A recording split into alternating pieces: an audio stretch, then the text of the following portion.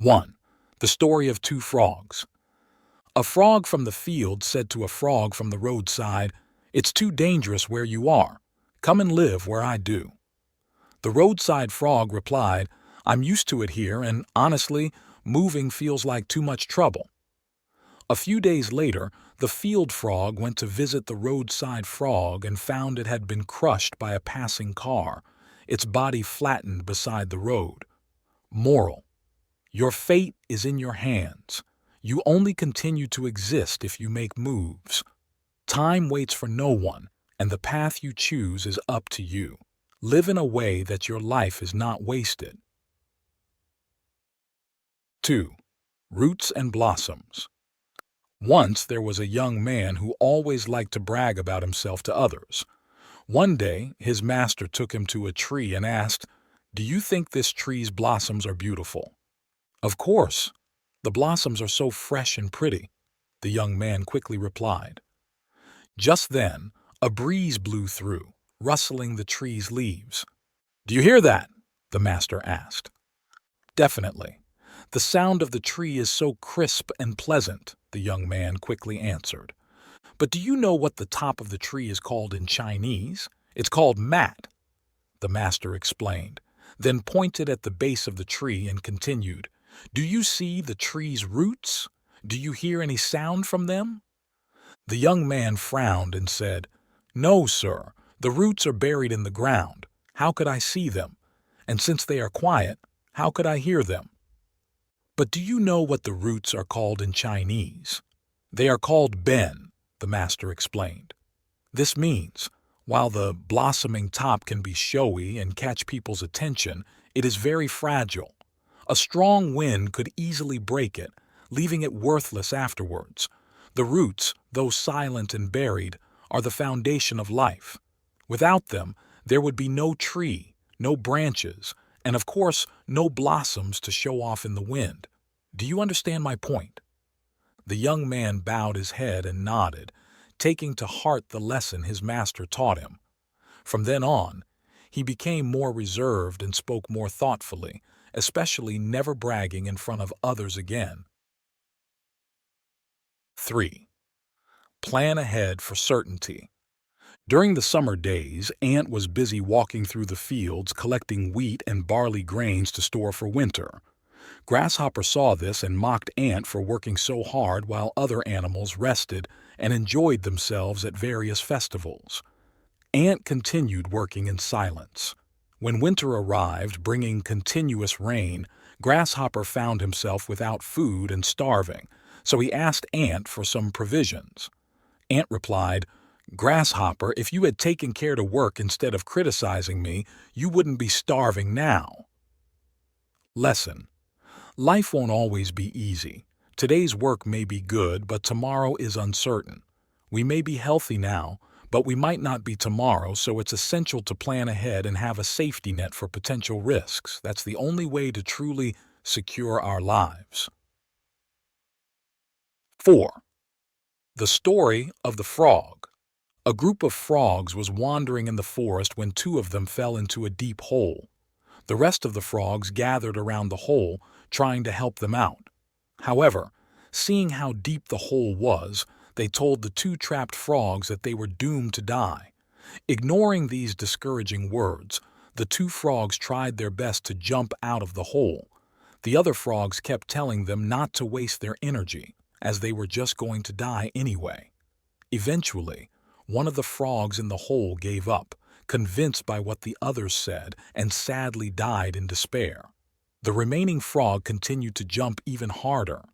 Once again, the crowd yelled at it to stop wasting effort, but the frog jumped even more vigorously and finally made it out of the hole. The other frogs surrounded it and asked, "Didn't you hear us telling you to give up?" It turned out that this frog was hard of hearing. It thought all along that the crowd was encouraging it. Lesson: don't give up your efforts just because of what others say. Sometimes, success is just a little bit away and requires just a bit more effort. 5. Luck and misfortune. Once, there was a young man who always prayed for the greatest happiness. He devoutly prayed day after day. His sincerity eventually moved the heavens. One night he heard a knock at the door and, upon opening it, found a very beautiful girl waiting outside. The girl spoke melodiously. "I am the goddess of happiness, the angel of luck." The young man, overjoyed, quickly invited her in. The angel of luck smiled and said, "Wait a moment. I have a sister who is always with me, like a shadow." She then introduced the sister standing behind her. The young man was astonished at the sight of the sister, thinking to himself how ugly she was. Doubtfully, he asked the angel of luck, "Is this girl really your sister?" The angel seriously replied, "She is my sister, the angel of darkness, the goddess of misfortune." The young man then pleaded, "Can the angel of darkness wait outside, and just you come in?" She answered, "That's not possible, as my sister and I have always been inseparable." Hearing this, the young man felt sad and hesitant about what to do. At that moment the angel of luck said, "If you find it hard to decide, then we must leave." While the young man was still hesitating, the two disappeared. When happiness arrives, misfortune often accompanies it. One should not recklessly pursue upcoming happiness, nor should one falter at the sight of misfortune, because happiness and misfortune always go hand in hand. Thus, one should prepare mentally to face them both. 6. The Donkey and the Mule. The donkey and the mule were traveling together, each carrying an equal load. The donkey complained that although they were carrying the same amount, the mule received twice as much food. The mule remained silent and said nothing. After a while, the donkey grew tired. The owner then took some of the donkey's load and placed it on the mule. The mule didn't complain and continued on the journey. Further down the road, the donkey was even more exhausted. The owner transferred even more load to the mule. With barely any goods left to carry, the donkey trailed behind, breathing heavily.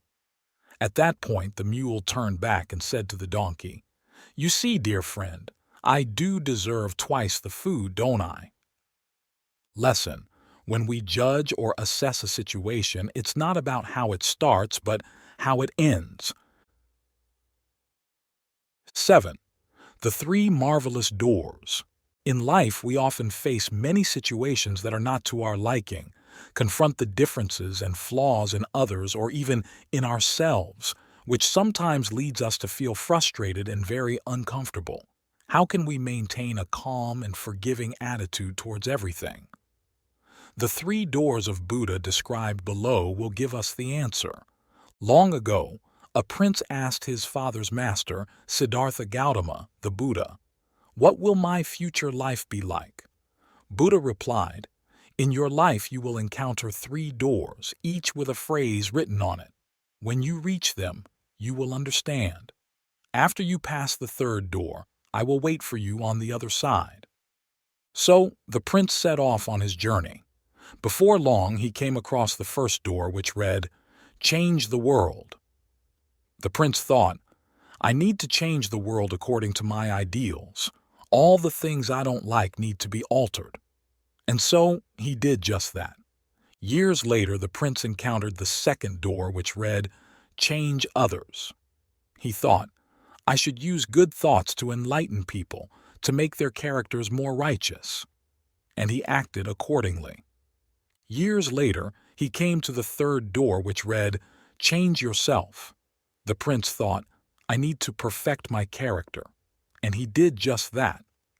Later, the prince met Buddha again and told him, "I have passed the three doors on my life's path and have seen the wisdom written on each. I've realized that changing the world is less effective than changing the people in it.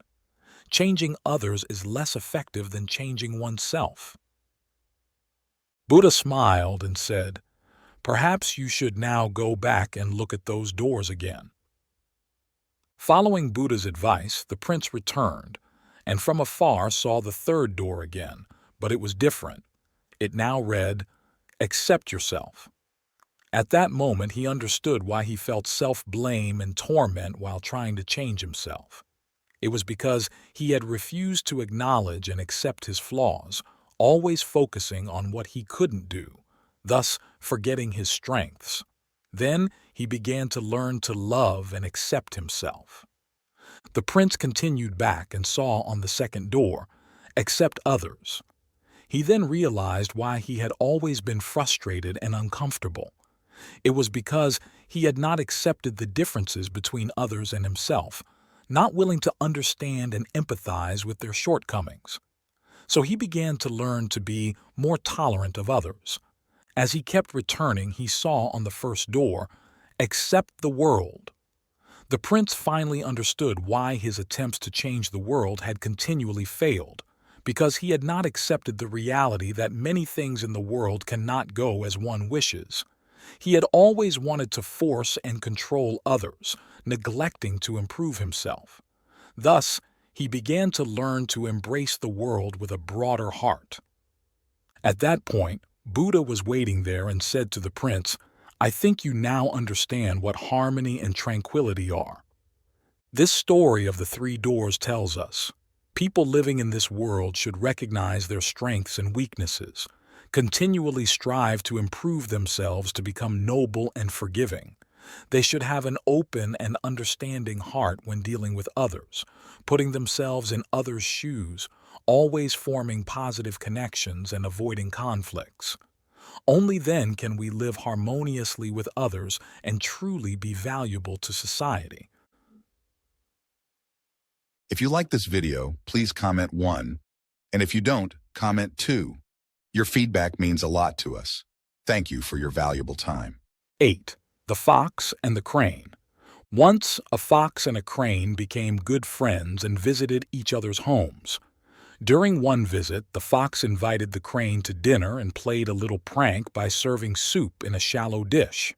The fox easily slurped up the soup, but the crane could only wet the tip of its long beak, ending up unable to eat any of the soup.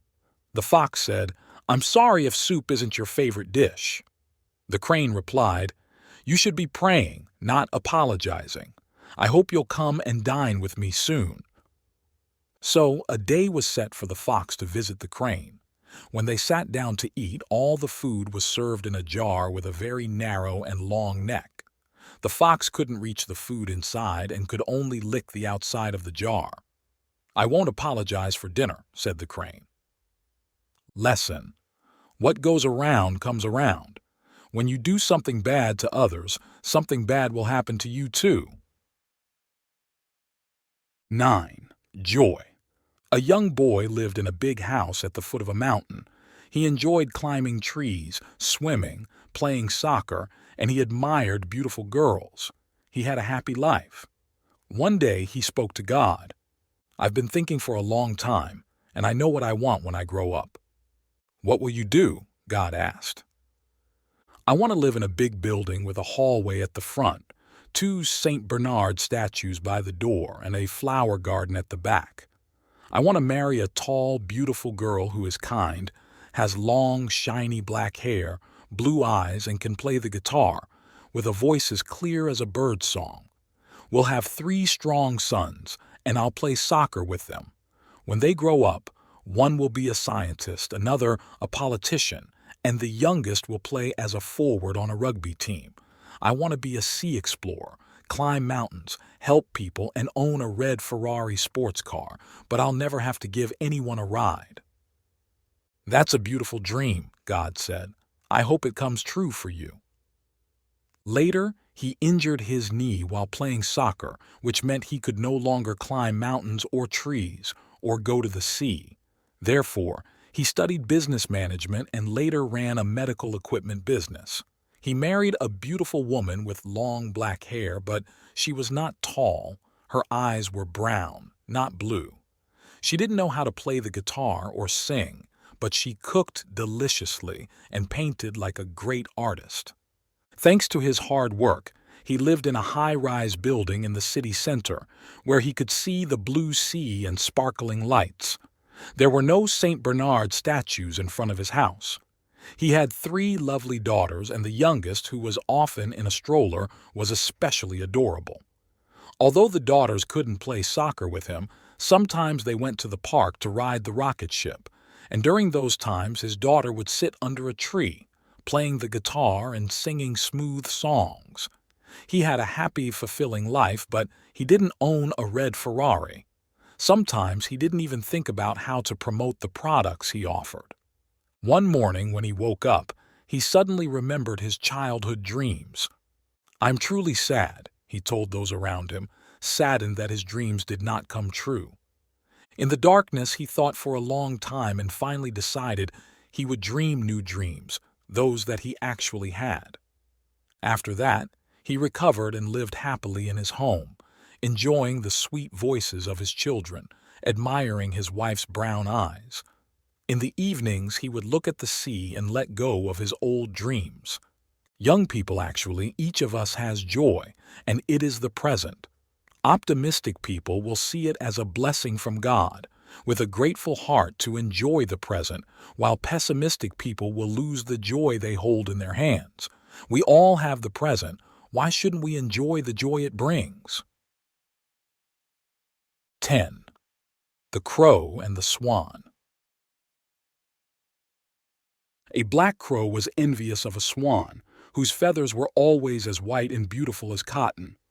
One day, the foolish crow had an idea that if it lived like the swan, constantly swimming and splashing around in the water and eating the plants and algae found there, its feathers would turn white like the swan's. So, the crow left the forest and went to live near rivers, lakes, and swamps. Despite its efforts to clean itself day after day, its feathers remained as black as ever. Moreover, the water plants did not suit its stomach, and it grew thinner each day until finally it fell down dead. Lesson: don't make foolish actions based on the illusion of achieving what you cannot have, as it may ultimately harm you. 11. Spike grass. 6 months to maturity. There are no shortcuts to success without hard work. Anyone who wants to achieve something must put in a lot of effort, face countless failures, and gain valuable experience that paves the way for their future. At a concert, a musician captivated the audience with his outstanding performance skills. After the concert ended, a music critic approached him, complimenting the musician by saying he was a rare genius of the century. The musician responded, "Everyone wants to call me a genius after seeing my successful performances, but they don't realize how hard a genius has to work to earn that reputation." The law of spike grass. In the African savanna, a plant known as spike grass grows, also called the king of the savanna. Its growth process is very different from other plants. For the first 6 months, spike grass is almost the shortest grass around.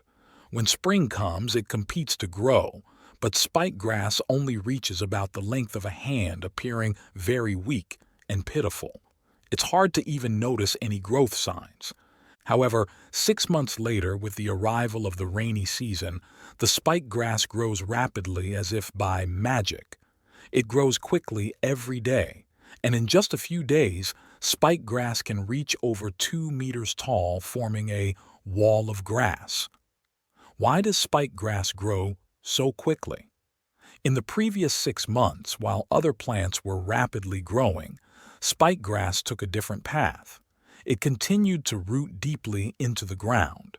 Research shows its roots can be as long as 28 meters underground. Thanks to these deep roots, spike grass can absorb a lot of nutrients and water from the soil. This makes it seem like spike grass is growing leisurely, but in reality, it's silently paving the way for its future, calmly accumulating strength and waiting for the right moment, which is a heavy rain. Spike grass focuses on internal growth. While other plants sway and attract attention, spike grass isn't affected and doesn't compete with others. It only focuses on accumulating for itself and growing steadily. When the heavy rain finally arrives, spike grass unleashes the strength it has long accumulated. It stands tall against the rain and wind, quickly creating a miraculous scene. For most people, they only see spike grass grow rapidly in a short time, without knowing how its roots have clung deeply underground, enabling it to grow quickly while resisting the impact of rain and storms. The story of the talented musician mentioned earlier and spike grass both remind us that the success and miracles admired by everyone come from one's own efforts. We don't need to worry why our efforts aren't immediately rewarded, because all those efforts are gradually accumulated for our future. The biggest difference between success and failure doesn't lie in IQ or abilities, but in perseverance and persistence. The great poet Tagore once said, "The light is right in front of you. If you can endure the pain and walk through the deep shadows, your burden will become a gift and your suffering will light your way." Let's hope that those pursuing their ideals, no matter what pain they encounter in life, will know how to turn it into a bright lamp for the future, illuminating their path forward. 12. The Fox and the Grapes. One afternoon, a fox was strolling through the forest and spotted a bunch of grapes hanging from a high branch. The fox drooled with desire. "This will quench my thirst," he thought. Stepping back, the fox jumped, but only managed to touch the grape leaves, not the grapes. He tried again with another leap from a distance, but still failed. Despite trying everything, he couldn't reach the grapes. Finally, giving up, the fox snorted and said, "They were probably sour anyway," and walked away. Lesson: it's easy to despise what you can't have. Some people, when they can't get something, claim it's worthless. The truth might be that our own limitations prevent us from getting it, but we find excuses to fool ourselves and justify it. 13. Two tigers with different fates. There were two tigers. One lived in a cage and the other in the wild. Both tigers believed that their own situations were not ideal and envied each other, so they decided to switch places. At first, both were very happy, but soon after, both tigers died, one from hunger and the other from sadness. Lesson: sometimes people overlook their own happiness and constantly focus on the happiness of others. In reality, what you have is often what others admire. Life is unpredictable, and it's hope that these stories remind us to always appreciate what we have. 14. The Woodcutter and the Scholar. A woodcutter and a scholar were sharing a boat in the middle of a river. The scholar, proud of his vast knowledge, suggested playing a word-guessing game to pass the time. He proposed that if he lost, he would pay the woodcutter $10, but if the woodcutter lost, he would only lose $5. The scholar felt this was a way to show his intellectual superiority. The woodcutter then posed a riddle. What weighs 1,000 pounds in the river, but only 10 pounds on land? The scholar racked his brain, but couldn't find the answer and reluctantly handed over $10 to the woodcutter. He then asked the woodcutter for the answer. "I don't know either," the woodcutter replied, returning $5 to the scholar and adding, "Sorry about that. I just made $5. The scholar was stunned.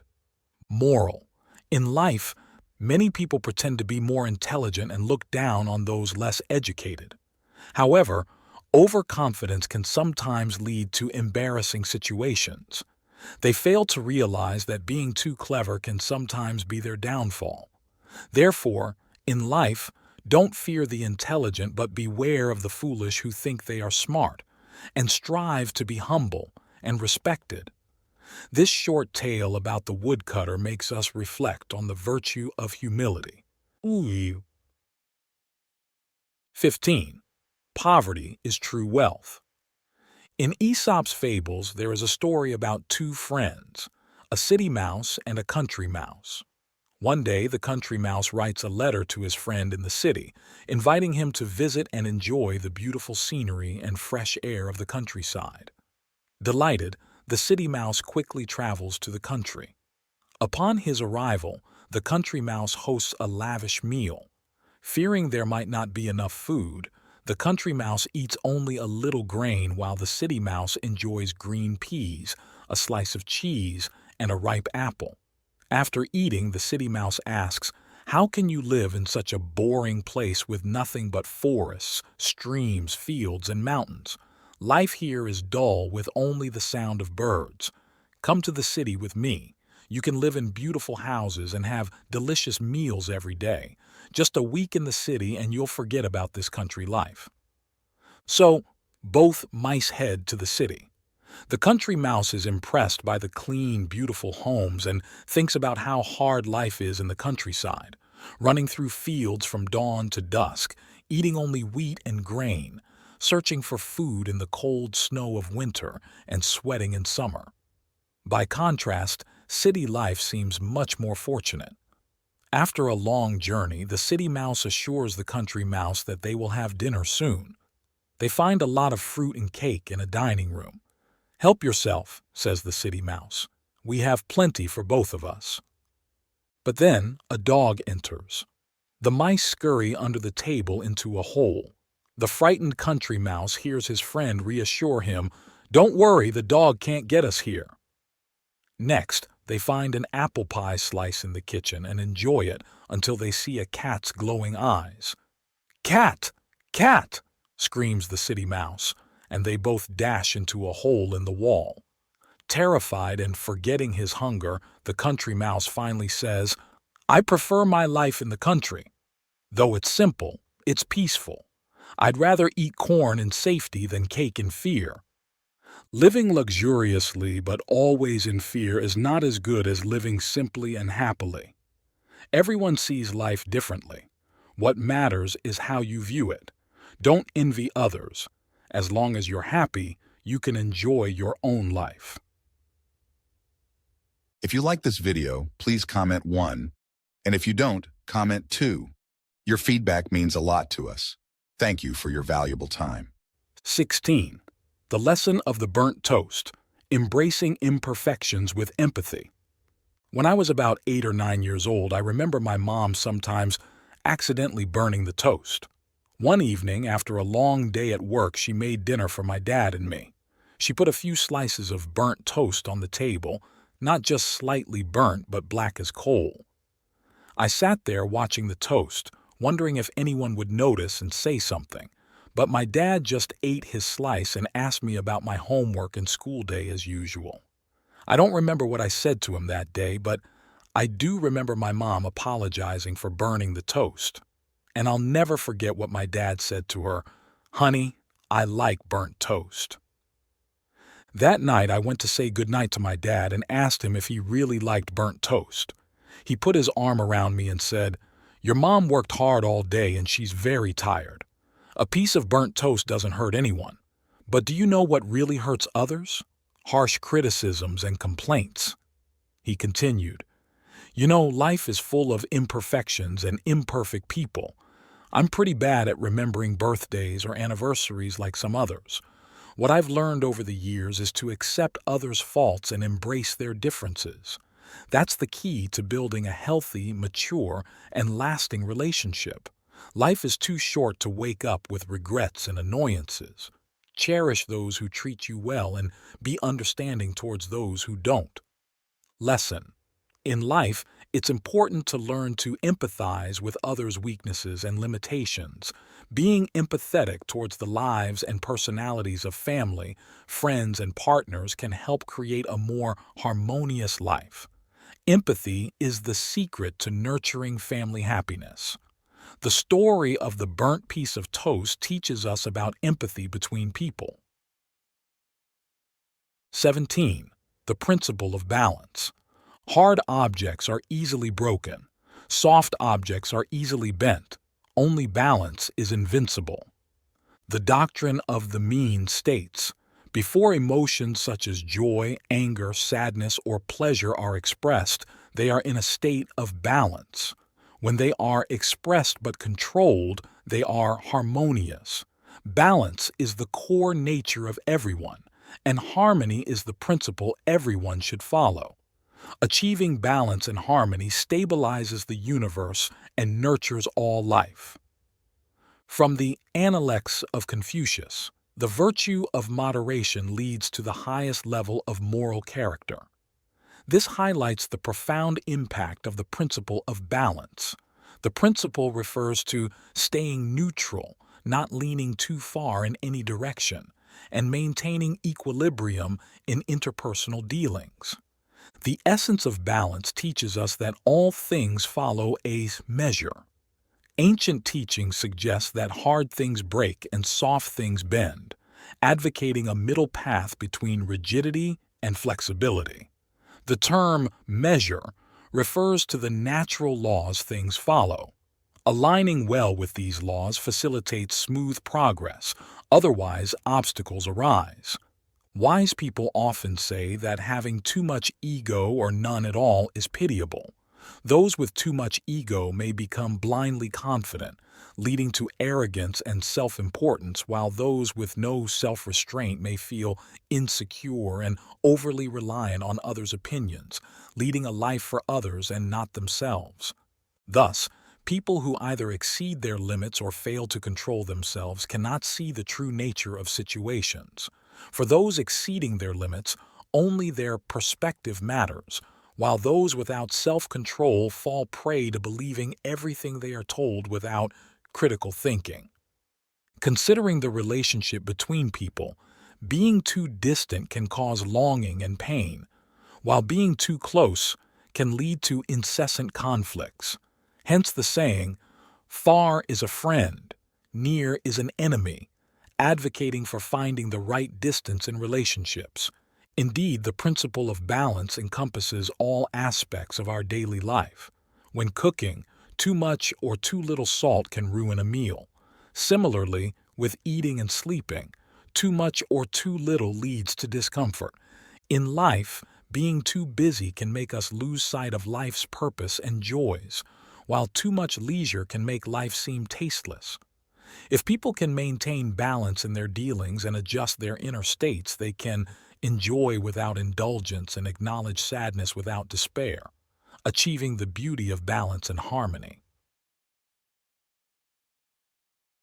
18. Nagging disease.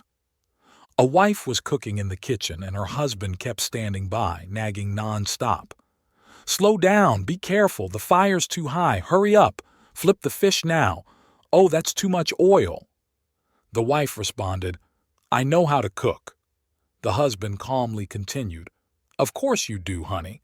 I just want you to know this is how I feel when you nag me while I'm driving." Lesson: learning to empathize with others isn't difficult. It simply requires you to seriously consider things from their perspective. By putting yourself in their shoes, you can understand their actions from all angles.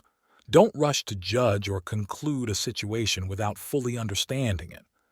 Understanding others instead of complaining about them is the takeaway from this very short story. 19. The Deer, the Wolf, and the Bear. A tale of gratitude and betrayal. Once, a deer was walking through the forest when it heard a cry for help. Rushing to the source of the noise, the deer found a wolf trapped under a fallen tree. The deer asked, "Mr. Wolf, are you okay?" "Stop asking and use your antlers to lift this tree off me so I can get out," the wolf responded. "I'm not sure if I can lift it," said the deer.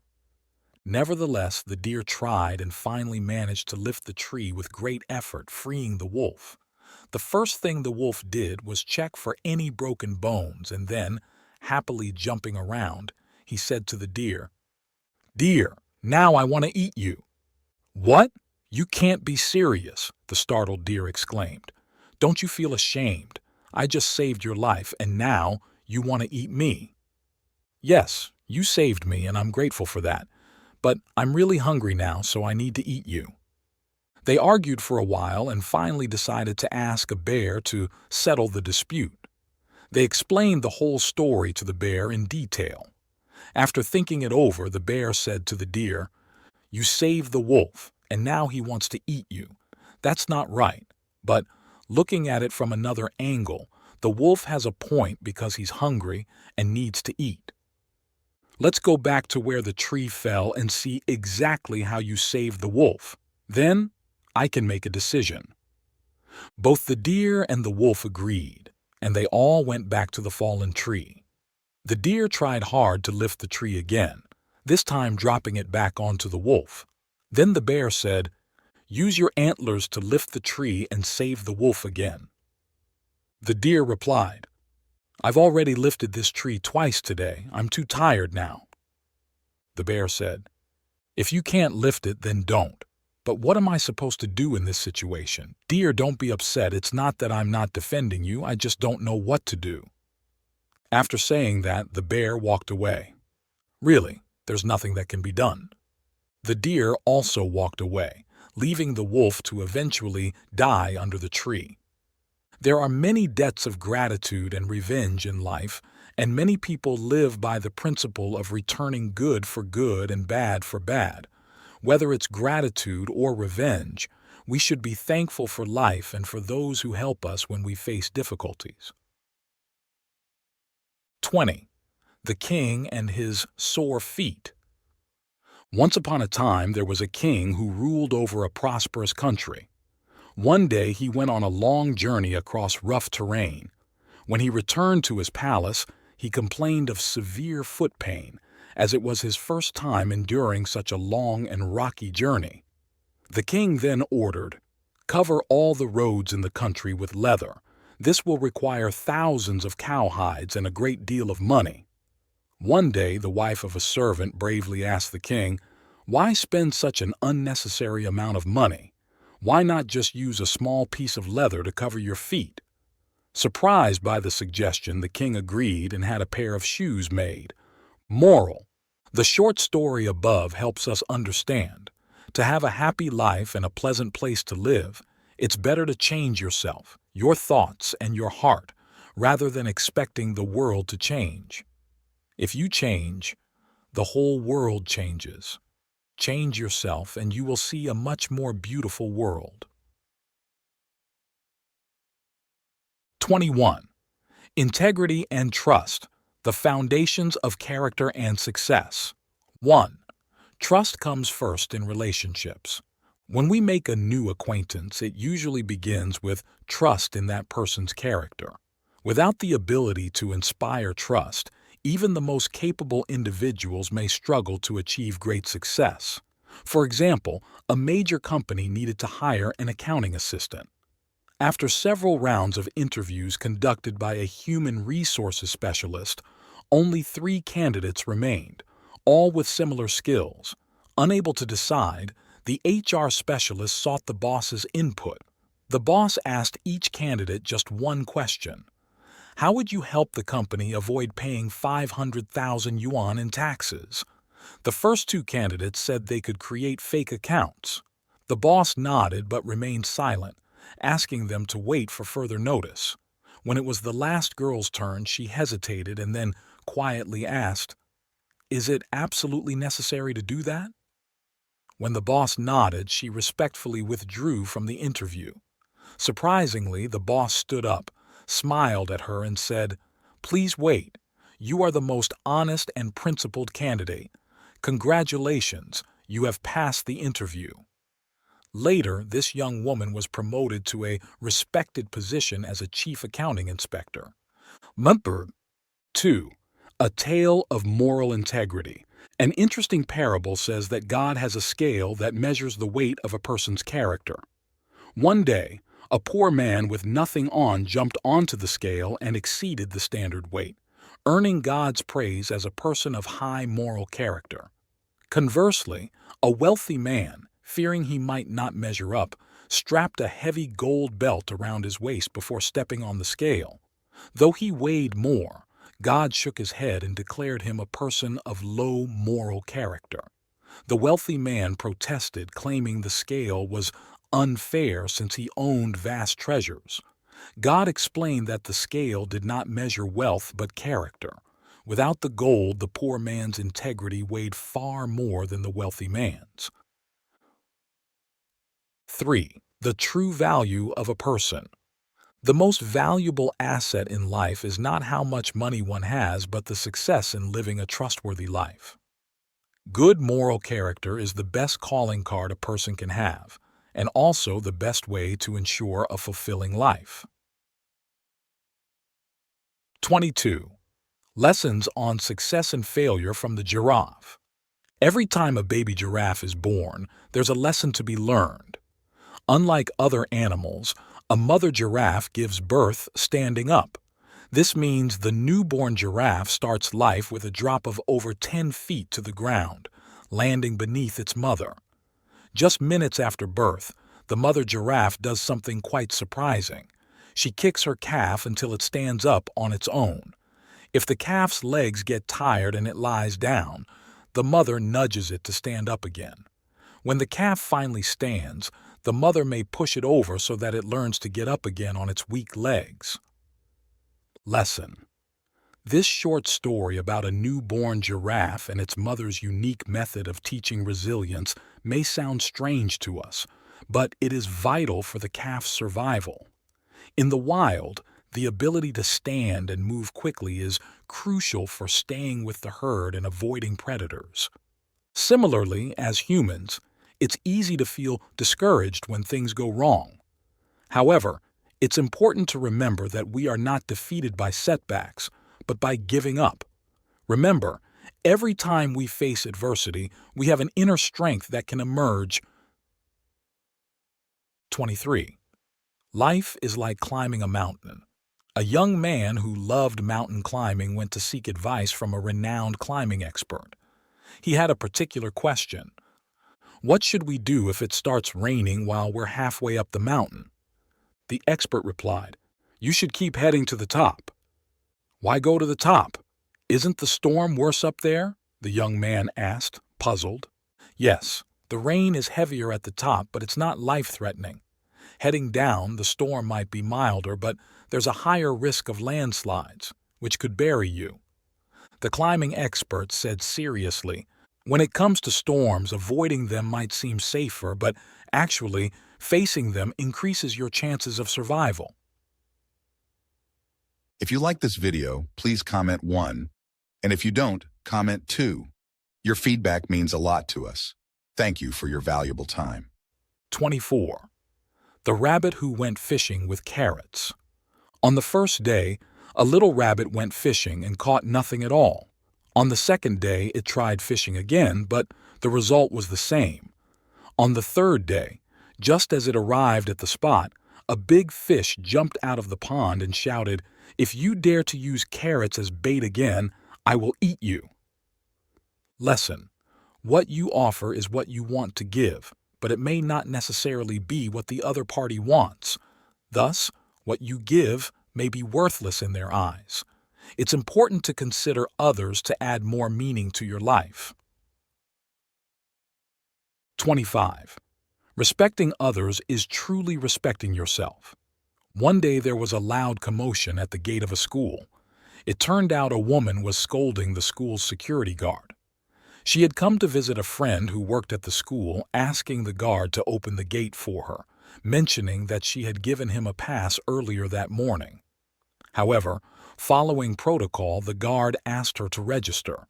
The woman thought this was unnecessary and snapped at the guard. "Aren't you just a guard? What right do you have to ask this of me?"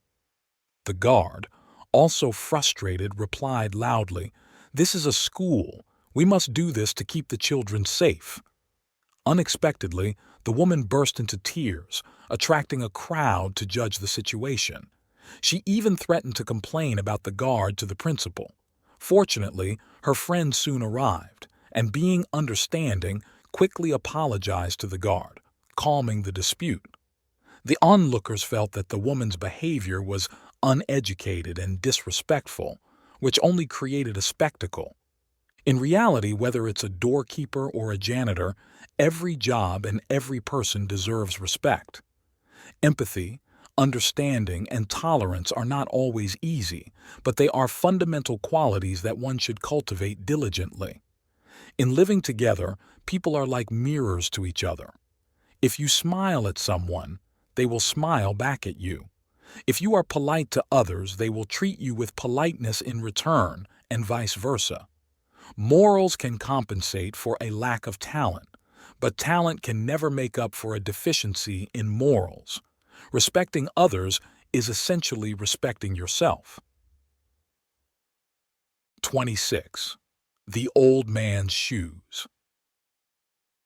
As the train sped along the highway, Gandhi carelessly dropped one of his newly bought shoes out the window, causing those around him to feel sorry for him. Suddenly, he threw his second shoe out the same window. This action stunned everyone, and he calmly explained, "No matter how expensive this shoe is, it's no longer useful to me. If someone finds both shoes, they might be able to wear them." Lesson: when suffering is inevitable and irreversible, it's better to let go early. 27. The road ahead. It was pitch dark outside. On the street, people hurried by. There was a steady tapping sound coming from a wooden cane in the hand of a blind man. A passerby remarked, "It's a dead end up ahead." The blind man replied, "I have to go all the way to find out what the road is like." The blind man kept walking forward. The tapping sound grew fainter, fainter, and eventually faded away. 28. A fortuitous meeting. That year, he was sitting in a coffee shop waiting for a friend when a woman approached and asked, "Are you the guy Mrs. Wang referred for the blind date?" He looked up, noticed she was exactly his type, and thought, "Well, since there's already a mix-up, might as well go with it," and quickly replied, "Yes, please have a seat." On their wedding day, he shared this story with his wife, who laughed and said, "I wasn't really there for a blind date either. I just used it as an excuse to start a conversation with you." The lesson: when fate knocks on your door, don't hesitate, just grab the opportunity. 29. The Young Employee. Everyone respected. There was a young man who had just graduated with honors from college and applied for a managerial position at a large company. He made it through the initial rounds and, for the final interview, met with the CEO who would make the final decision. The CEO noticed from the young man's resume that he had consistently excelled academically from high school through college. The CEO asked, "Did you ever receive a scholarship?" The young man replied, "Never." "So your father paid for your tuition?" asked the CEO.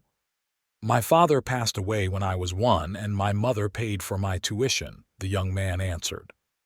"What company does your mother work for?" the CEO asked. The young man replied, "My mother is a laundry worker." The CEO then asked to see the young man's hands, which were smooth and soft. "Have you ever helped your mother with the laundry?" "No," the young man said. "My mother always wanted me to focus on studying and reading. Besides, she could do the laundry faster than me." The CEO then said, "I have a request. When you go home today, wash your mother's hands and meet me tomorrow morning." The young man felt his chances of getting the job were high. He went home, happily told his mother, and washed her hands. As he did, he saw the wrinkles, scars, and calluses on her hands, marks from her hard work to cover his tuition. Tears fell as he realized the sacrifices her hands had made for his education. That night, they talked for a long time. The next morning, the young man returned to the company. Seeing tears in his eyes, the CEO asked, "What did you do and learn yesterday?" The young man replied, "I washed my mother's hands and finished her laundry." The CEO asked, "How did it make you feel?" Tearfully, the young man said, "Firstly, I realized it was thanks to my mother that I am where I am today. Secondly, I understood how hard earning money can be. Thirdly, I realized the importance and value of family." The CEO replied, "That's exactly what I look for in a manager. Someone who recognizes the help of others, understands the hardships involved in a job, and doesn't solely focus on money. Congratulations, You are hired. The young man worked hard and earned the respect of his colleagues. The team was diligent and united, leading the company to achieve remarkably high revenues. Life lesson. In life and work, gratitude is a vital trait that earns you trust and respect. Trusting and respecting those around you and showing gratitude helps you gain more affection and succeed with the blessings of others. No one can succeed alone. We need the help of others. If you want to go fast, go alone. If you want to go far, go together. This is the meaning of gratitude in this story. Remember to be thankful to your parents, honoring their sacrifices that have nurtured and supported your life, allowing you to achieve great success and shine brightly. 30. For everyone.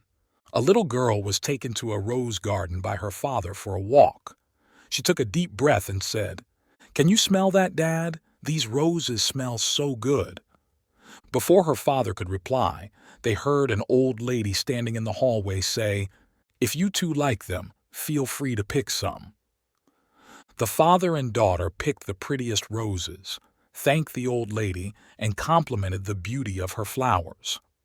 The old lady responded, "I grow these roses so that others can enjoy them because I am blind and cannot see them myself." 31. The kind guest. A tourist saw an old lady standing by the bank of a swollen stream after a heavy rain. She seemed very anxious about having to cross it. The tourist approached and asked, "Ma'am, would you like me to carry you across the stream?" The old lady was surprised and silently nodded in agreement. He carried her across the stream and gradually grew tired. After reaching the other side, the old lady hurried off without a word of thanks. The tourist, exhausted from the effort, regretted helping her a bit. He didn't expect anything in return, but thought at least she could have expressed her gratitude. A few hours later, the tourist headed to the mountains. It was a tough journey for him, and his legs were swollen from insect bites. Later on the road, a young man caught up with him and said, "Thank you for helping my grandmother. She said you would need these things and asked me to bring them to you." He then took out some food and medicine from his bag. Furthermore, he brought a donkey and handed it over to the kind tourist. The tourist continuously thanked the young man. The young man added, "My grandmother can't speak, so she wanted me to thank you on her behalf." Life lesson. The kindness you give will always be rewarded sooner or later. Being grateful and returning favors are essential in life. When you receive help from others, remember to thank them, as your gratitude will multiply the kindness in the world. Those who give kindness also feel more deserving.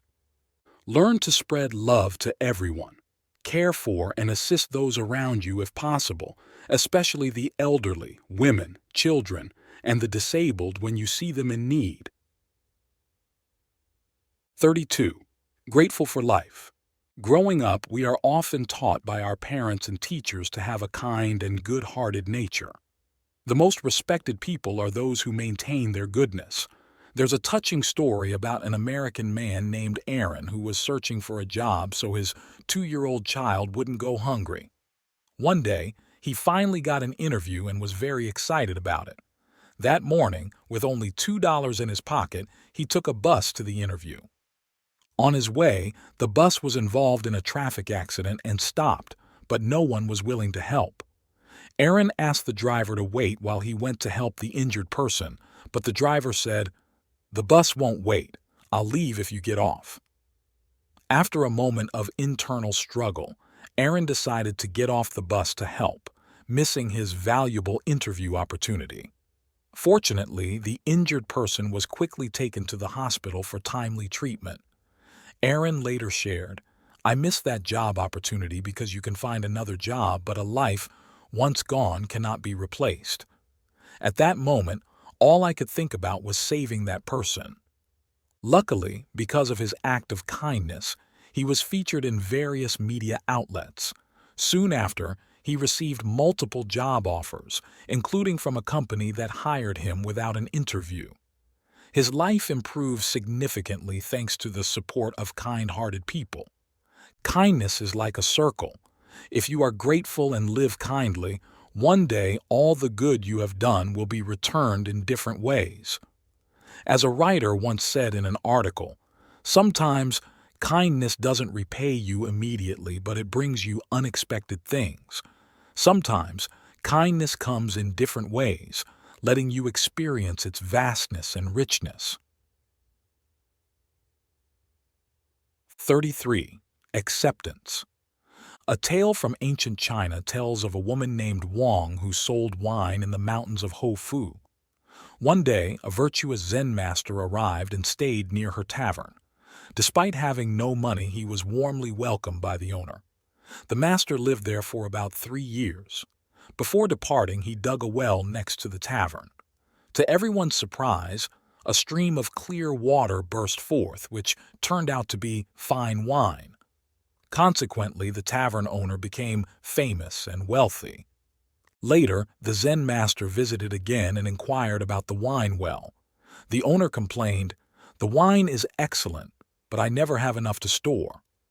The master smiled, then quietly wrote on the wall, "The universe is vast, but human greed is even vaster. You had enough wine to sell without cost, yet you were still unsatisfied." After writing, the master left silently and the wine flows ceased. Life lessons. First, be content with your present, your life, and embrace everything with gratitude for the good you have received. Remember, many people out there have a harder life than yours but still find happiness.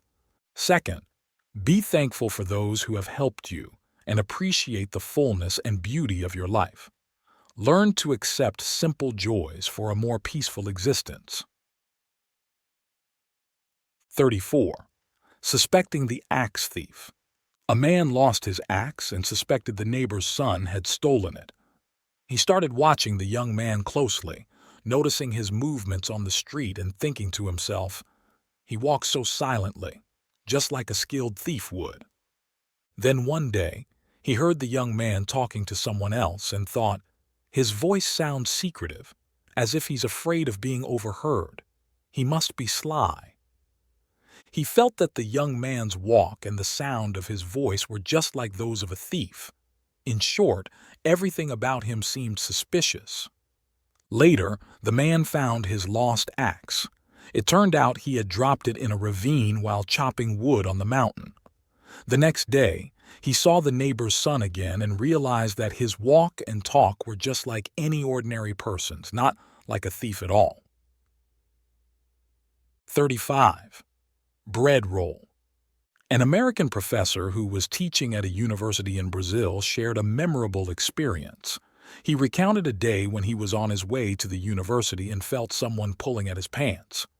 Turning around, he saw a young boy, about 5 or 6 years old, with big, bright eyes and a dirt-smudged face.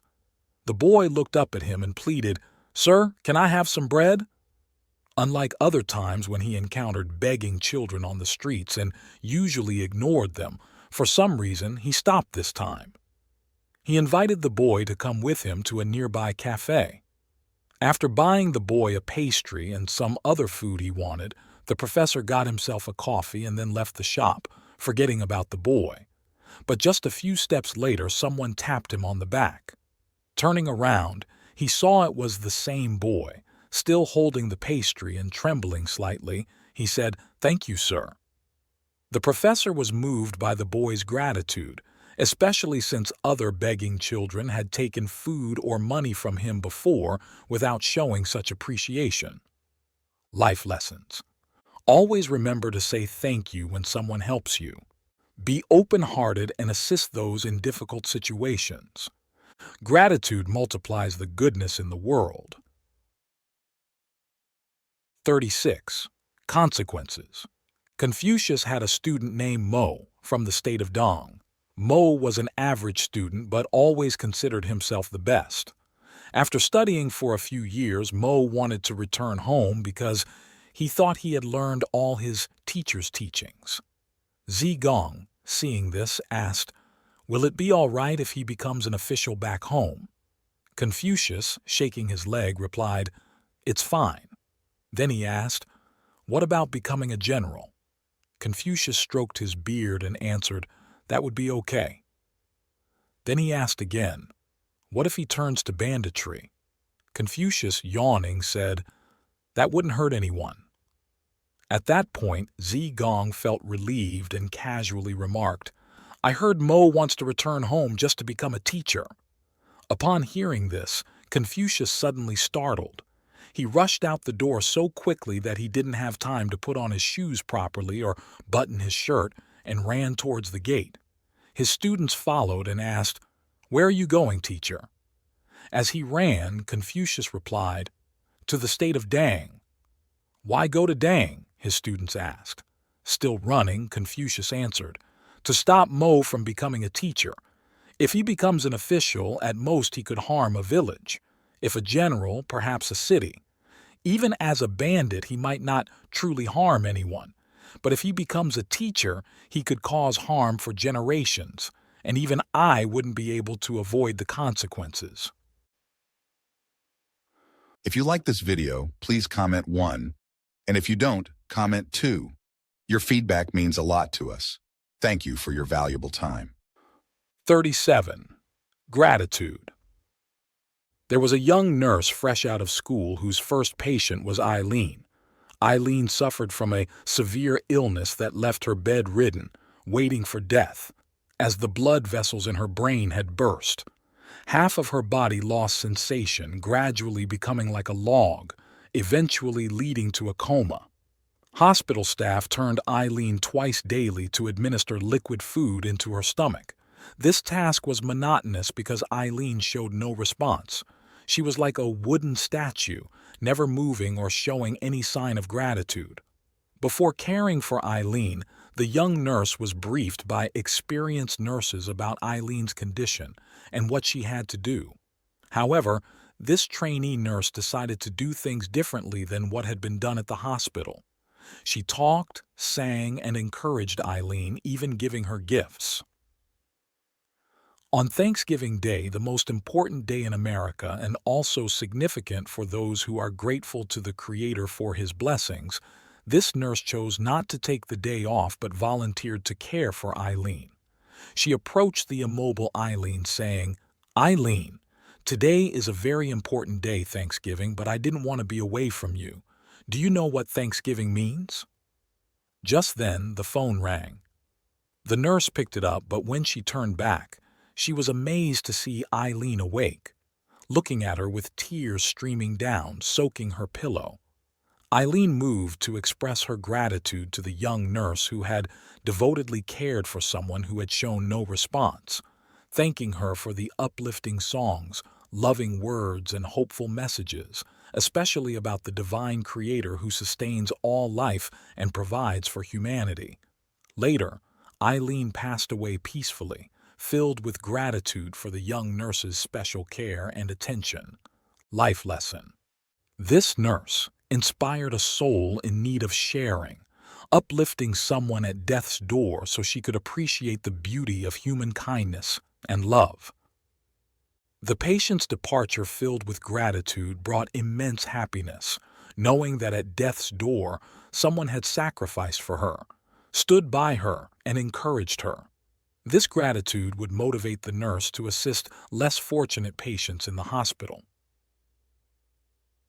38. The Master Angler. In the land of So, there was a master fisherman named Chiem Ha who fished unlike anyone else. He used a single thread as his fishing line, bent a grass blade to create a hook, and a bamboo branch as his fishing rod. For bait, he used half a grain of rice. In just a short while, Chiem Ha would fill a whole cart with fish. Interestingly, despite catching so many fish, his fishing gear remained intact. The line did not break, the hook did not straighten, and even the rod did not bend. King So, curious about Chiem Ha's exceptional fishing skills, invited him to the palace to learn his secrets. Chiem Ha explained, "My late father told me about a master archer in So named Bo Thu Tu. He could lightly pull his bowstring and shoot arrows that swiftly flew through the air, even hitting 2 golden birds in flight with a single arrow. He said it was because BETRAYAL concentrated fully and used his strength evenly. So, I adopted his method for fishing. After 5 years of practice, I finally mastered this technique. When I fish by the river, I focus entirely on fishing, without a thought for anything else. My mind stays calm, free of dark thoughts. When I cast my line, the force is just right, neither too strong nor too light, and it doesn't disturb the surroundings. The fish think my bait is just debris or foam, so they approach without hesitation. In fishing, I apply softness to control firmness and use lightness to handle weight. The stories of BETRAYAL and KHIET both emphasize a universal truth. Whatever you do it with full concentration and not half-heartedly. Use your heart to judge and apply universal laws to control it. Only then can you achieve outstanding results and succeed in your endeavors. 39. Gratitude and ambition.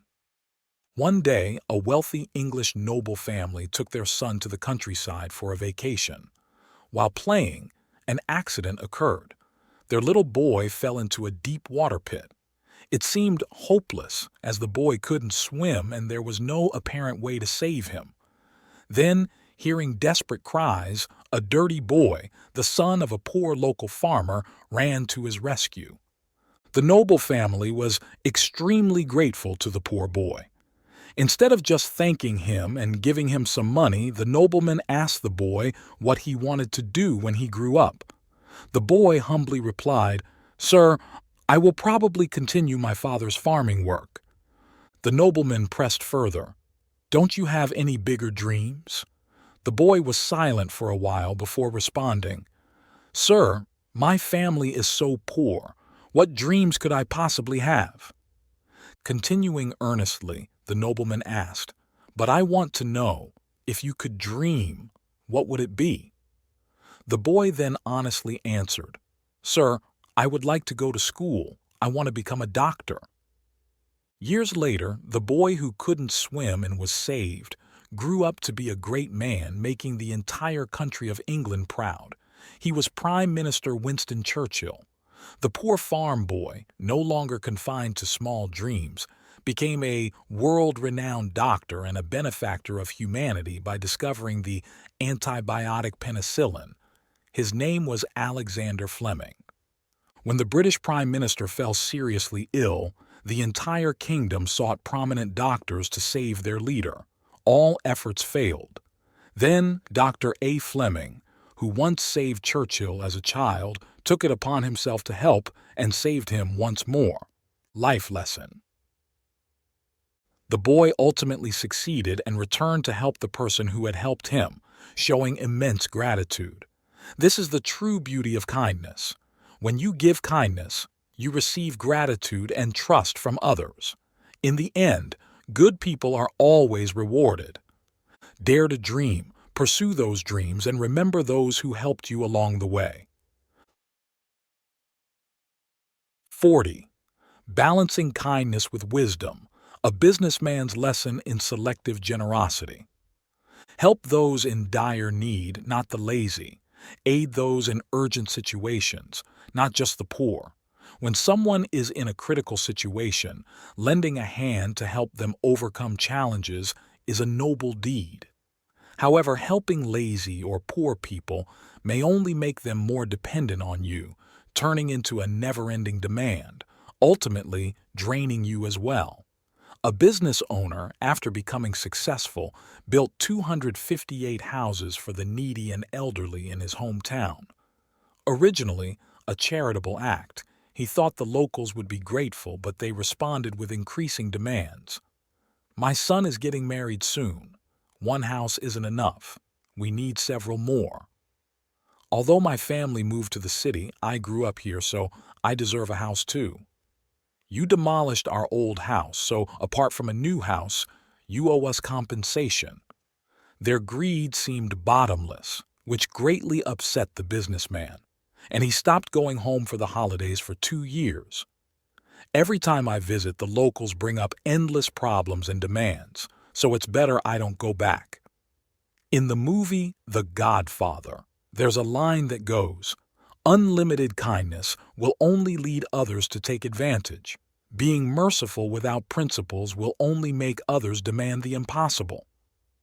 When kindness has no limits or principles, good intentions can breed malice, making people take your kindness for granted and carelessly trample your goodwill. And when you can no longer help, they may even respond with hostility. Therefore, help those truly in hardship, not the lazy. Assist those in urgent need, not just the poor, and be wise about when to offer help and when not to.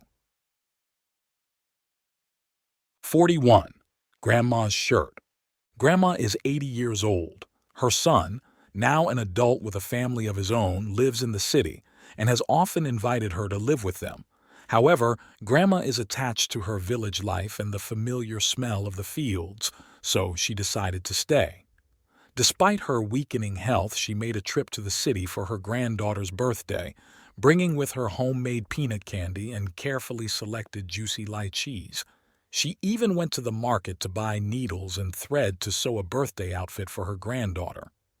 After traveling nearly 60 miles to her son's home, Grandma was still cheerful and handed over the brightly colored outfit to her granddaughter, who carelessly threw it on a chair, unsure what to do with it. Meanwhile, her mother yelled from the balcony that the washing machine was leaking. The girl grabbed the outfit to use it to soak up the water. Inside, Grandma was unaware of what had happened. When she went to the balcony and saw the ruined shirt, she stood there for a long time. She picked it up, washed it clean, and hung it to dry. With teary eyes, she apologized to her granddaughter, promising to replace the gift with something else. The young girl bluntly commented on how old-fashioned it looked. Her father, overhearing this, was speechless with a changing expression. The next day, Grandma wore the ruined shirt, which was clearly too small for her, but she wore it anyway. After 2 days, she excused herself, saying she needed to return home to feed her pigs. On her son's birthday, he and his daughter presented him with gifts, a wool hat and a tie, which he promptly threw away, calling them ugly. The daughter was shocked and angry, and her father pointed out her disrespect towards her grandmother, emphasizing how Grandma scrimped all year, rarely buying new things for herself, but had made the effort for her granddaughter's birthday. A week later, the daughter and her mother visited Grandma, who was happy to see them. Despite her bent back, she quickly went to pick vegetables for dinner. At the meal, the granddaughter, trembling, apologized for the incident with the shirt. Grandma, putting down her rice bowl, laughed heartily and explained that she just wanted to wear the shirt herself. "Eat your dinner," she said cheerfully. Life lesson: always remember that our elders' love is unconditional and invaluable. We should be grateful for their immense love, care, and affection. Respecting our elders and appreciating their gifts is the least we can do. 42. Raising a bird. Outside the city of Lu, there was a very unusual seabird that nobody had seen before. People thought it was a mystical bird. The king ordered his men to capture it, and it was treated like an honored guest in the royal palace. But the bird looked very sad. "How can we make this little bird happy?" The king worried. Suddenly, he exclaimed, "I've got it." The king thought of having musicians play music for the bird and ordered the chefs to prepare delicious meals for it. However, his good intentions scared the bird instead. It refused to eat or drink, fluttered about anxiously all day, and after 2 days, the seabird died from fright. 43. Mother's Tears.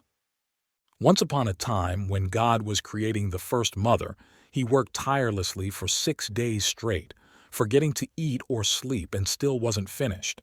Seeing this, an angel asked, "Why are you spending so much time on this creation?"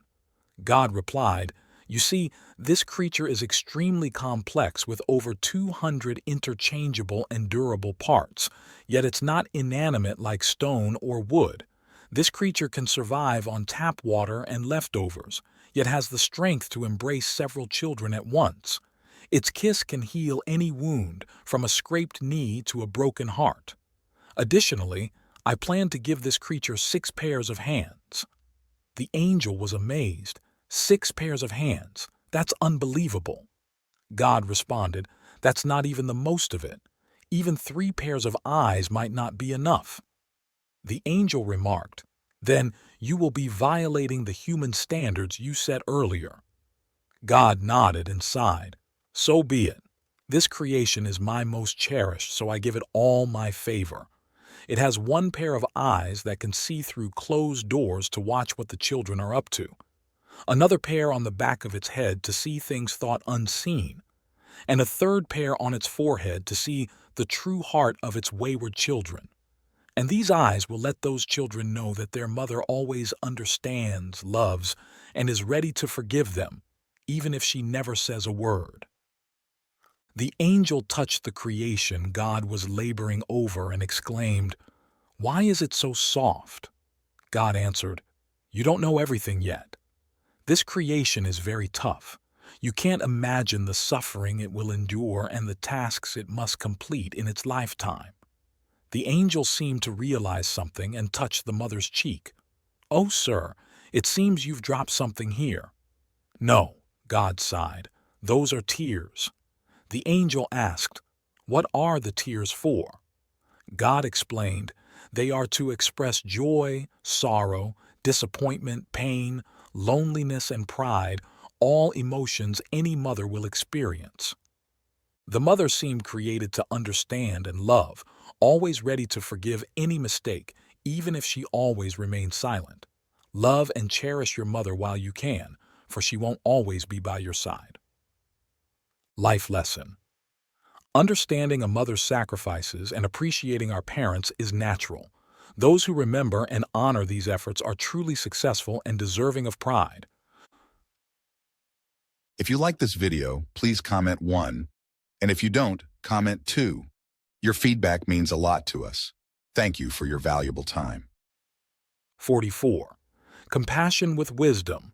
A lesson from the Zen Master and the Scorpion. Being good is valuable, but being foolish is not.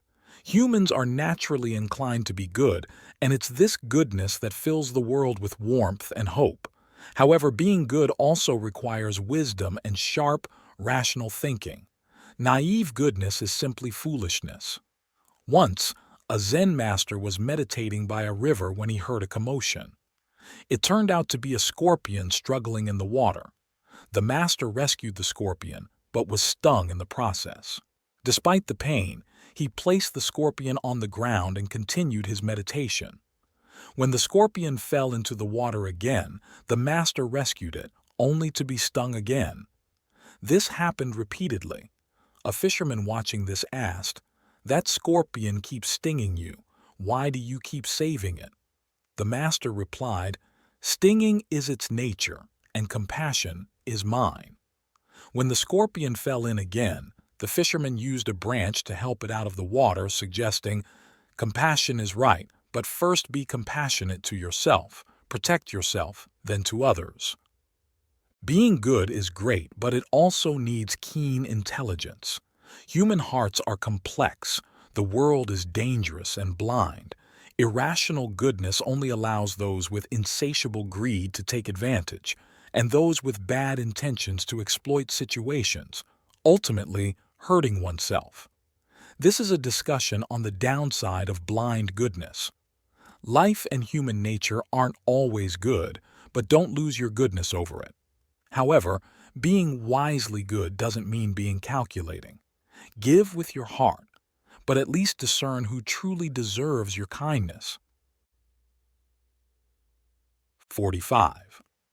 The story of the elderly fruit vendor and 3 young employees. The owner of a fruit stand, who was too old to stand for long periods, put up a notice seeking a salesperson.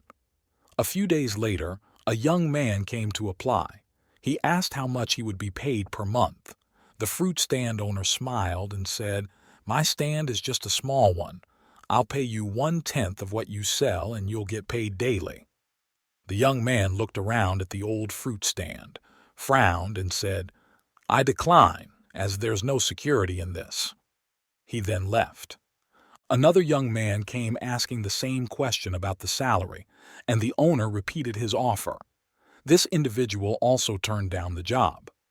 A few days later, a boy came along and asked about the pay. The owner gave him the same terms as the others. The boy smiled and asked, "On holidays and weekends, could you possibly pay me 2/10 instead? And if I sell over 30 million in fruit, could I get 3/10 of what I sell?" The owner laughed, patted the boy on the head, and agreed. The boy worked diligently, washing the fruit daily and rotating their display positions. On holidays and weekends, he even made promotional flyers offering additional fruit for purchases over 3 million.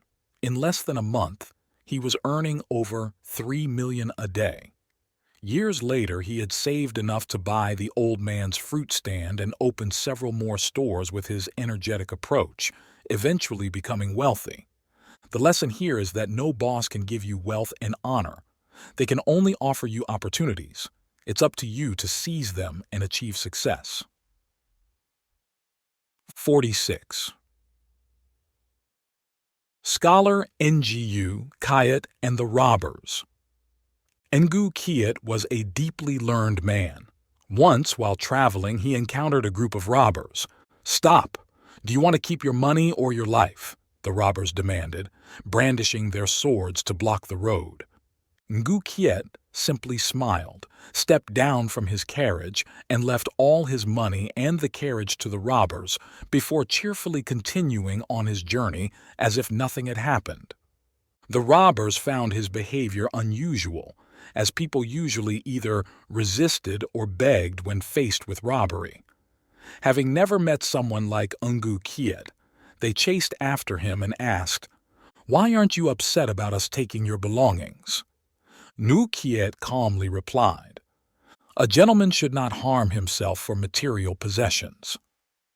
After KHIET left, one robber remarked, "He is truly a wise man." Another said, "This man is so learned, if he were to meet the king of Zhao, he would surely be highly valued. If he recalls this robbery and tells the king will definitely send troops to kill us. We should kill him now to prevent future trouble." The others agreed, and they chased down and killed KHIET. In the state of Yan, someone heard this story and gathered his family to say, "When facing robbers, do not act like KHIET." Not long after, his younger brother traveled to the state of Qin and indeed encountered robbers at Hamcock Pass. When the robbers snatched his belongings, he remembered his brother's advice and struggled with them. Since the robbers were numerous, they eventually took his bag. He followed the robbers, flattering them, hoping to get his bag back. The robbers became angry. "We spared your life and you should be grateful. Yet you keep nagging us, risking exposing us. We better finish you off to avoid further trouble." They then killed him and also those who were with him. 47. Emotion control. Once upon a time, there was a boy who got angry very easily. His father gave him a bag of nails and told him to hammer a nail into the wall every time he felt angry. On the first day, the boy hammered 37 nails into the wall. Over the next few weeks, he gradually learned to control his anger, and the number of nails he hammered decreased. He realized that controlling his anger was easier than hammering nails into the wall. Eventually, there came a day when he didn't lose his temper at all. He told his father, who then suggested that the boy should pull out a nail for each day that he could control his emotions. Days passed, and finally, the boy told his father that all the nails were removed. The father took his son's hand and led him to the wall. "You did well, my son, but look at the holes in the wall. The wall will never be the same again. When you speak in anger, you leave scars like these holes. Even if you say sorry after hurting someone, the wound is still there. Always control your anger and avoid saying anything to others while you are angry because you might regret it later. In life, there are things you cannot take back once lost. 48. The blind girl. There was a blind girl who hated herself because she was blind. The only person she didn't hate was her loving boyfriend, who was always there for her. She promised that if she could ever see the world, she would marry him. One day, someone donated a pair of eyes to her, and she was able to see everything, including her boyfriend. Her boyfriend then asked her, "Now that you can see the world, will you marry me?" The girl was shocked to see that her boyfriend was blind too and refused to marry him. Heartbroken, the boy walked away in tears and later wrote a letter to her saying, "Take care of my eyes for me, my love." This story highlights how people's perspectives can change with their circumstances. Sometimes we fail to appreciate what we have until it's gone, and we may not see things the way we used to. This short story is a moving reminder of the importance of gratitude and understanding. 49. Only when you are truly resilient can you save yourself. Once, a monkey was injured when a branch scraped its stomach, causing a lot of bleeding.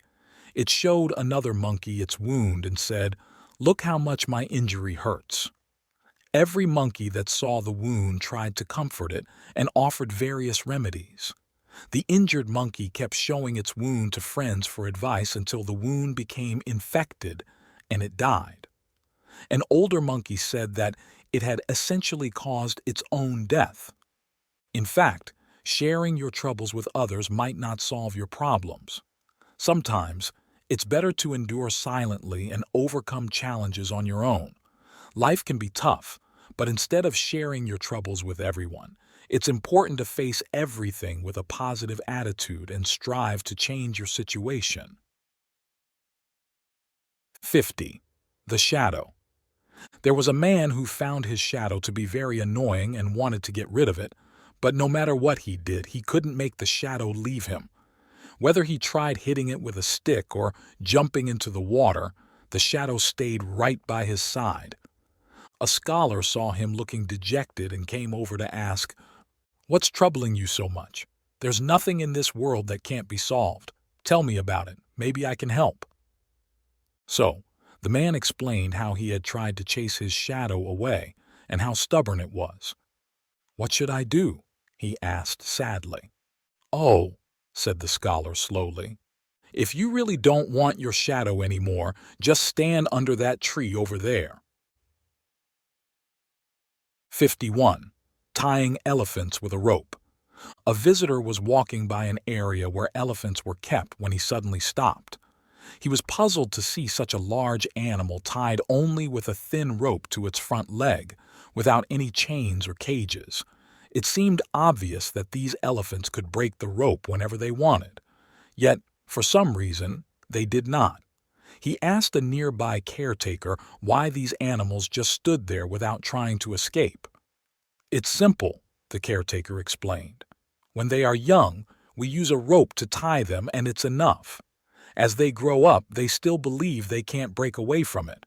These elephants think the rope can still hold them, so they never try to escape." The visitor was amazed. It turns out these elephants could easily break the rope at any time. But because they think they can't, they just stand still. Just like these elephants, many of us waste numerous opportunities in life simply because we think we can't do something based on past attempts and failures. Remember, failure is the stepping stone to success, and it's crucial that we never stop trying. 52. Learn to rely on yourself. There was once a bird perched on a tree branch, never fearing that the branch would break because its trust was not in the branch but in its own wings. Instead of worrying about the future, it's better to focus on changing the present. On the road to success, continuous effort brings you the greatest security and achievement. As you grow, Remember that only you can provide the most reliable support for yourself. After all, relying on mountains may lead to falls, relying on people may lead to disappointments, but relying on yourself is the most stable choice. 53. If adversity doesn't bury you, it will lift you up. There was a donkey that slipped off a cliff and fell into a deep pit. Despite trying everything, its owner couldn't rescue it. Finally, he decided to bury it alive. Dirt and sand began to fall on the donkey from above the pit. At first, the donkey just stood still and took it. Then, it shook off the dirt and sand from its back and stepped on the pile to stand higher. More dirt was poured down. The donkey continually stepped up on the new layers of dirt. With more and more dirt piled on, the donkey was able to climb higher. By noon, the donkey had escaped from the pit and was free to graze on fresh grass again. If you don't let difficulties and challenges break your spirit and keep trying, the very challenges that seemed daunting before can lift you higher and lead you to success. 54. Effort. A couple went to the theater to watch a famous play about the time when Jesus was crucified. After the performance, they went backstage to meet the actor who played Jesus. While talking to the main character, they noticed a very large wooden cross tucked away in a corner of the room, which was used as a prop when the character was hung. The husband asked his wife, "Can you take a picture of me carrying the cross?" After saying this, he walked over to the cross and lifted it. He was incredibly surprised to find the cross very heavy, much heavier than he had imagined. Carrying it required all his strength, and he only managed to move a few steps. Eventually, he was exhausted, put the cross down, and sat down gasping for breath. He turned to the actor and asked, "I thought it would be hollow and light. Why did you make the cross so heavy?" The actor replied, "Sir, if the cross was too light, I wouldn't be able to perform this role properly." 55. The Fly and the Honeybee. A fly discovered that it looked very much like a honeybee and was quite thrilled. It planned to pretend to be a honeybee and visit flowers to deceive them and steal their sweet nectar. However, despite flying around the flowers countless times, not a single flower smiled at it. Confused, the fly asked the honeybee why this was happening. The honeybee laughed and said, "You may look like me, but in reality, you are not me. Therefore, no matter how much you fly around the flowers, they will not treat you as they treat me." Moral of the story: appearance may be deceiving as true essence cannot be replaced. If you like this video, please comment 1. And if you don't, comment 2. Your feedback means a lot to us. Thank you for your valuable time. 56. The Cry of the Owl.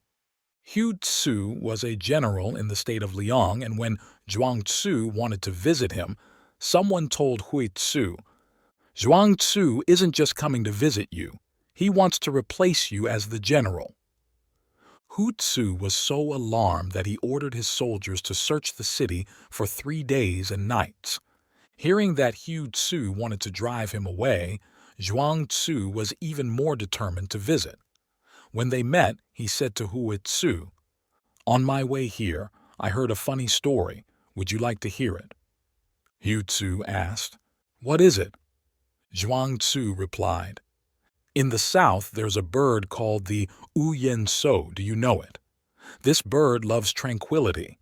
It flies from the southern sea to the northern sea and only lands on cornel trees, eats only the purest fruits, and drinks only from freshwater streams. Once, an owl, busy picking at a dead rat, saw the So flying overhead. Looking up, the owl shouted angrily, 'Quack!' because it was afraid the So would steal its food. Are you using your position as the general to scare me like that owl? 57. The Test of True Affection.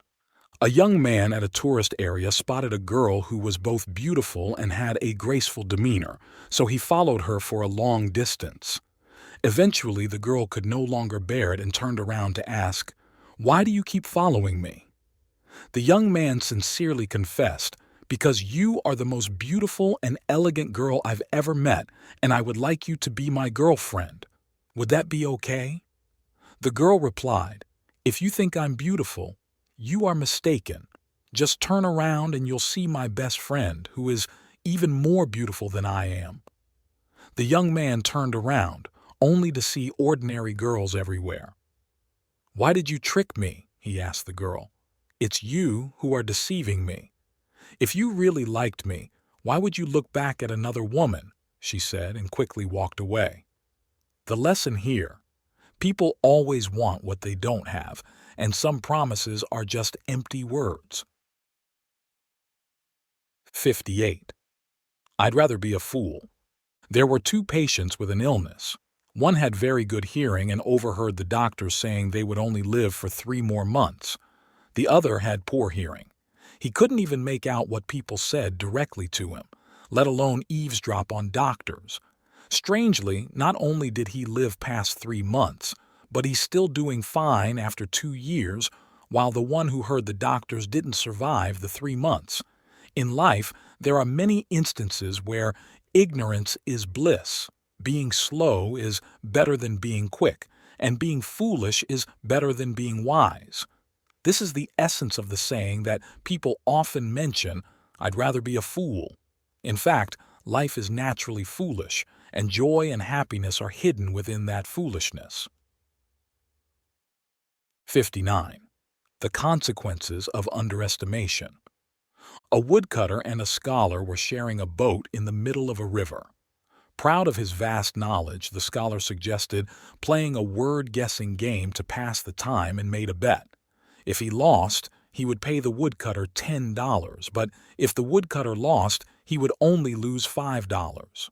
The scholar saw this as an opportunity to demonstrate his intellectual superiority. The woodcutter posed the first riddle: what weighs 1,000 pounds in the river but just 10 pounds on shore? The scholar racked his brain but couldn't find the answer, so he reluctantly handed $10 to the woodcutter. Then he asked the woodcutter for the answer. "I don't know either," the woodcutter exclaimed, giving $5 back to the scholar and adding, "Sorry about that, I just made $5. The scholar was stunned. Moral of the story: no one is born perfect, and the more you look down on others, the more it reveals your own ignorance. No one can claim to know everything, as there is always more to learn. Showing off intelligence can sometimes backfire, just as the woodcutter, though less educated, cleverly managed to earn a bit of money. The scholar, on the other hand, lost money due to his condescension and underestimate of the woodcutter.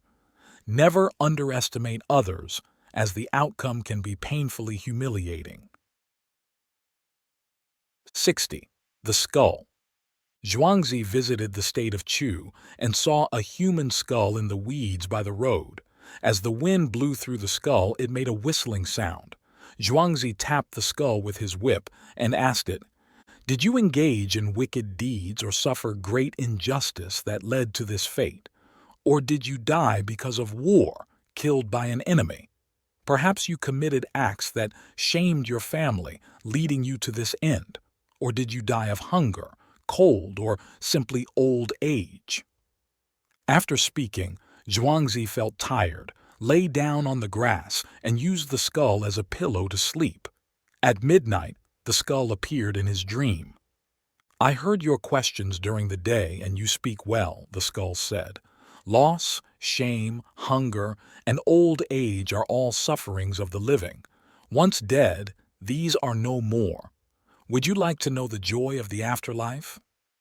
Zhuangzi replied, "Yes, tell me." The skull said, "After death, there is no government to control you, no seasons to worry about. You are free, living eternally with the universe. Even kings cannot compare with this joy." Zhuangzi was skeptical and said, "If I summon the deity that oversees life and death to bring you back to your family and friends, would you agree?" "No, No, no, the skull replied in fear. I cherish this freedom and fear the busy struggles of the living world. 61. Setting out on a journey. There was a monk who wanted to travel far to study. His master asked, "When are you leaving?" "I will go next week. It's a long journey and I have asked someone to weave a few pairs of grass shoes. Once I get the shoes, I will set out." The master thought for a moment and then said, "How about this? I will ask the followers to donate shoes for your journey." It's unclear how many people the master spoke to, but that day, dozens of people brought shoes, filling a corner of the meditation room. The next morning, someone brought an umbrella for the monk. The monk asked, "Why did the follower donate an umbrella?" "Your master said you were preparing for a long journey and might encounter heavy rain, so he asked if I could give you an umbrella." That day, not just one person brought an umbrella. By evening, about 50 different types of umbrellas had accumulated in the meditation room. After the evening class, the master entered the monk's meditation room. "Do you have enough grass shoes and umbrellas now?" "Yes, master," the monk replied, pointing at the pile of umbrellas and shoes stacked high like a small mountain in the corner of the room. "It's too much. I can't take them all." "What can we do?" said the master. "The weather is unpredictable. Who knows how far you will have to travel? How many times you will be caught in the rain? What if all the grass shoes wear out and the umbrellas are lost? Then what will you do?" After a pause, he continued, "On your journey, you will surely cross many rivers. Tomorrow, I will ask the followers to donate a boat. Take it with you." At this moment, the monk realized the master's intention. He knelt down and said, "I will start right now and will not take anything with me." The lesson: when doing anything, the important thing is not whether you have prepared all the external items thoroughly, but whether you have enough determination. With determination and clear goals, everything else is not a problem, not an obstacle. Take your heart on the journey. No matter how far the goal is, the road is right under your feet. Just keep walking and you will get there. Taking even a single step means you have made progress. Just bring your heart along, and everything else will suffice. 62. Training fighting roosters. Zhuangzi once told a story about training fighting roosters. Duke Ding of Qi loved cockfighting and hoped that his trainer, Ji Jia, could prepare an exceptional rooster that could quickly enter battle. After 10 days had passed, the Duke asked Ji Jia, "Is my rooster ready for battle?" Ji Jia replied, "Not yet. This rooster is still very aggressive and proud, always threatening others. It spreads its wings and glares like lightning. Ordinary people might think it's perfect for fighting, but a true trainer knows it's not ready." Another 10 days passed, and the Duke asked again. Ji Jia answered, "Still not ready. The rooster's energy has begun to calm down, but it still reacts instantly to other roosters and wants to fight, so it's not ready yet." After 10 more days, the Duke inquired again, and Ji Jia said, "Still not ready. Although it no longer reacts violently to external things, there is still anger in its eyes. It needs more time." After yet another 10 days, the Duke asked once more. Ji Jia replied, "It's almost ready now. Other roosters can make noise or cause trouble, and it doesn't bother with them anymore. How is it now? It's like what people often say, dumb as a wooden chicken." Ji Jia explained, "This rooster is now trained to be like a wooden rooster, inwardly focused. Its character has reached the highest realm. It looks inward, so it just stands there. Any other rooster that looks at it will feel confused and run away. Now, it's suitable for competition." We often think that a rooster ready for competition should be fierce and determined, ready to fight to the death. However, Zhuangzi shows us a higher realm, where the rooster strips away layers of arrogance and focuses all its energy inward. This doesn't mean it lacks a fighting spirit, but that its spirit is directed inward, focusing on itself. Only then can it reach the realm of complete virtue, the highest state of a fighter, winning not by strength or skill but by character. 63. Thanks, Dad, for showing me how poor we are. One day, a wealthy father took his son on a visit to a small village. The father wanted his son to see how poor someone could be. They spent time touring the fields of a poor family. After returning home, the father asked his son, "How did you like the trip?" "It was wonderful, Dad," the son replied. "Did you see how poor people live?" the father asked. "Yes, I did," the son answered. "So, what did you learn from this trip?" the father asked. The boy replied, "We have one dog, they have four. We have a swimming pool, they have rivers. We use lamps at night, they have the stars. We have walls to protect us, they have friends. We watch TV, they spend time with family and relatives." The father was speechless. The boy added, "Thanks, Dad, for showing me how poor we are." Morale of the story: being rich isn't about how much money you have. Love, compassion, friendship, true values, and family are what truly make you wealthy. 64. The Greedy Man. During the era of the Han and Sui dynasties, there was a man who was very greedy for money. Despite his poor background, thoughts of possessing wealth constantly filled his mind. One day, he saw a store selling small gold statues, a place frequented by the town's wealthy. Unable to resist his desires, he decided to steal a statue. He dressed neatly and pretended to browse the town's shops. After spotting a gold statue displayed in front of him, he quickly grabbed it and ran. However, the guards noticed and swiftly captured him. When asked why he dared to steal in broad daylight with many people around, the man simply replied that he had not paid attention to anyone else. This story teaches a lesson that greed can blind people, making them lose their common sense. The man in the story was so focused on the gold statue that he wasn't aware of the dangers of stealing. Similarly, in life, there are people who are so obsessed with money and fame that everything else seems unimportant to them, including their existing happiness.